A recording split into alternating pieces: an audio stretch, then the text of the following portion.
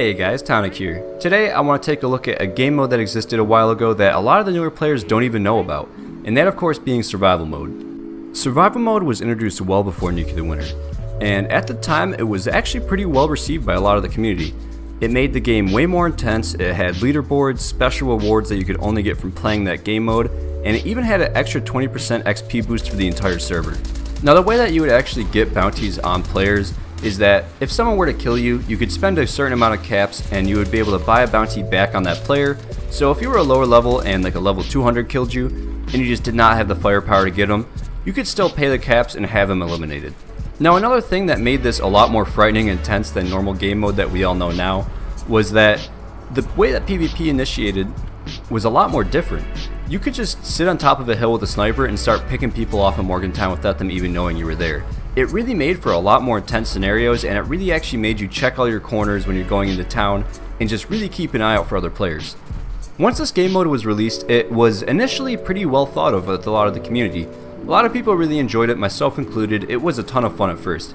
But then the tryhards came in, and the meta completely changed. Instead of going from a DayZ-like game where you're just kind of wandering around looting and occasionally fighting someone, it turned into a straight PvP hub. Places like White Springs Station instantly became just an absolute battleground. You had players there with explosive Gatling lasers just absolutely melting level 20s, and that was the place where every major higher level player would go to fight.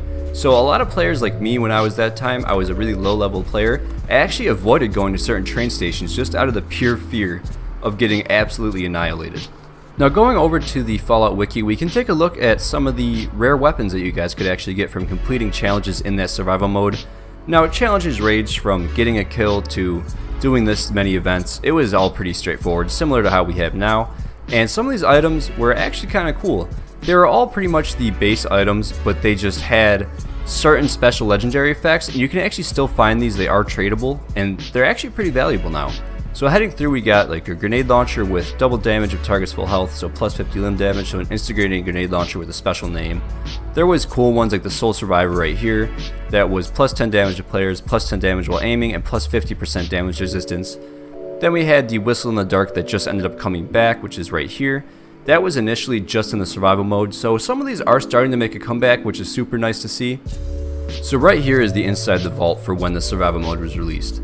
This is what it would look like on the menu. This was before the Nuclear Winter was an option, as well as private worlds. Fallout 1st didn't even exist yet. And then heading down here, we have the Bring in the Danger, so you can still quest and explore and loot as you please, but you can also attack other players without restriction. There's just one catch. They can also freely attack you as well. You'll need to be cunning if you choose to go on in this hunt, because other players won't appear on your map unless they're wanted or one of the top 3 players with the longest life on the scoreboards. High stakes PvP. I'm not going to read all of this, but this is basically just saying that you drop all your junk items as well as a random amount of 8 items that you were carrying. And then down here, this was the Seek Revenge option where you could put bounties on people. Tuned in for combat. This made weapons feel way more deadly in your hands, while also eliminating the likelihood of another vault dweller can drop you in one hit. So there were changes to the damage for it, which worked alright. They weren't horrible, but legacies did absolutely still destroy things. And then XP is key. So you get the permanent plus 20% bonus to any XP you earn in survival mode. So this was actually really cool for building up new characters. You could make a brand new character, hop on here, avoid the PvP, and just go around and grind out some XP and level up pretty quickly back in the day. Now another issue that ended up coming about with the survival mode was the appearance of hackers. Now hackers started to hop in there and fly around, punch people out, and just really ruin the game for everybody. And on top of the hackers, if you didn't have hackers in your lobby, you had tryhards with legacy weapons. It just really made it hard for newer players to be able to get a foothold in those servers, so most of them ended up migrating right back to the adventure mode servers. Now as far as survival mode coming back, nobody's sure about it. They did end up saying in their blog post that after the release of Wastelanders they would look into it and see any possibilities of bringing it back, but who knows. The PvP community misses it insanely. They really loved it because that was PvP. Without survival mode, PvP in the game is pretty much dead. There's really not that many people that go out and do it anymore, and if you do want to do it, you kind of have to find a little group or a Discord to hop in and try and find some guys to do it with. It's very tough to PvP now efficiently, and the community really misses it. They even made a change.org petition, which I'll put up on the screen here. It actually did get a good amount of signatures and a lot of comments on it, but to nobody's surprise, Bethesda has never answered. So what do you think? Do you guys think survival mode should come back, and if so, for how long?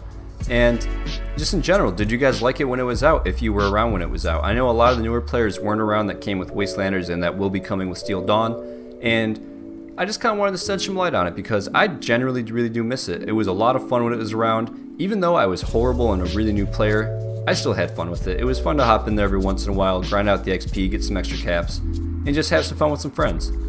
So yeah, thank you guys so much for watching this video. I really do appreciate it, and have a good weekend, everybody.